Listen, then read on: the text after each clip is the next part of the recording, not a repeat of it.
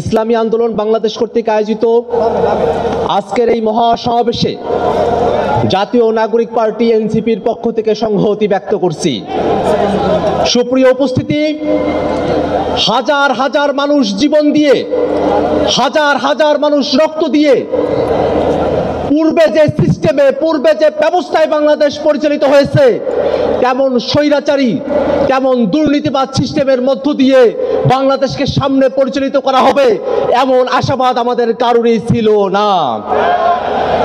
নতুন যে বাংলাদেশ, এই বাংলাদেশ নতুন ব্যবস্থায় পরিচালিত হবে, নতুন সিস্টেমে পরিচালিত হবে।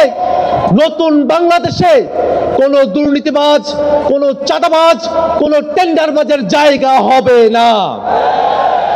সুপ্রিয় উপস্থিতি, দীর্ঘ সময় ধরে বাংলাদেশ যে মুজিববাদী সংবিধান দিয়ে পরিচালিত হয়েছে, সেই মুজিববাদী সংবিধান বাংলাদেশে আর চলতে পারে না। নতুন সংবিধান প্রণয়নের জন্য অবশ্যই বাংলাদেশে গণপরিষদ নির্বাচন আয়োজন করতে হবে। সুপ্রিয় উপস্থিতি, বাংলাদেশে দুইটি পার্লামেন্টের কথা বলা হয়েছে, উচ্চ কক্ষ এবং নিম্ন কক্ষ।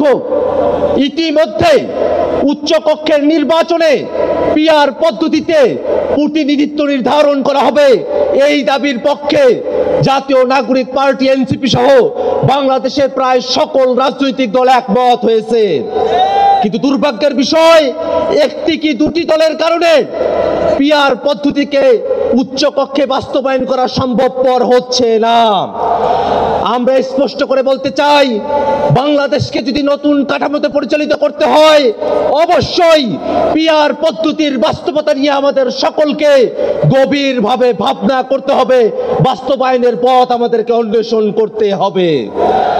সুপ্রিয় উপস্থিতি, বাংলাদেশে এ যাবৎকালে যে নির্বাচনী ব্যবস্থা আমরা দেখেছি, যে নির্বাচনী কাঠামো আমরা দেখেছি, সেই নির্বাচনী ব্যবস্থা এবং কাঠামোতে বাংলাদেশের সামনে নির্বাচন আমরা আর হতে দিতে চাই না।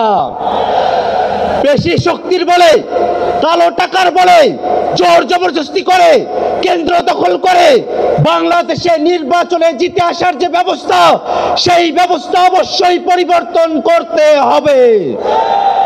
হাজার মানুষের জীবনের ভিতর দিয়ে যে নতুন বাংলাদেশ আমরা পেয়েছি, সেই বাংলাদেশকে আমরা আর কখনোই ব্যর্থতায় পর্যবসিত হতে দেব না।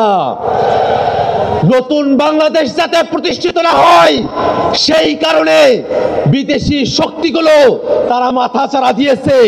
আমরা স্পষ্ট করে বলতে চাই, বাংলাদেশের সংস্কারকামী জনতা, বাংলাদেশের সংস্কারপন্থী জনতা, আমরা সকলে ঐক্যবদ্ধ।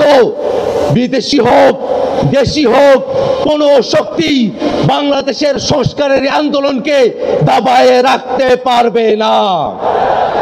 একই সাথে আজকের এই মহাসমাবেশের গুরুত্বপূর্ণ বক্তব্য হলো, বিগত 15 বছর ধরে বাংলাদেশের মানুষের উপরে যারা স্বৈরাচারী কায়দায় জুলুম করেছে, বাংলাদেশের মানুষের উপরে পিলখানা, শাপলা সহ 24-এর অভ্যুত্থানে গণহত্যা সংগঠিত করেছে, সেই সব গণহত্যাকারী আওয়ামী লীগ এবং তাদের দোসর, তাদের সকলকে বিচারের আওতায় নিয়ে আসতে হবে।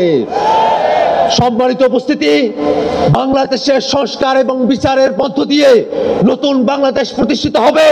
সেই বাংলাদেশ প্রতিষ্ঠায় বাংলাদেশের সকল মুক্তিকামী জনতা ঐক্যবদ্ধ ভূমিকা পালন করবে, এই আশাবাদ ব্যক্ত করে আমি আমার সংক্ষিপ্ত বক্তব্য এখানে শেষ করছি। আসসালামু আলাইকুম ওয়া রাহমাতুল্লাহ।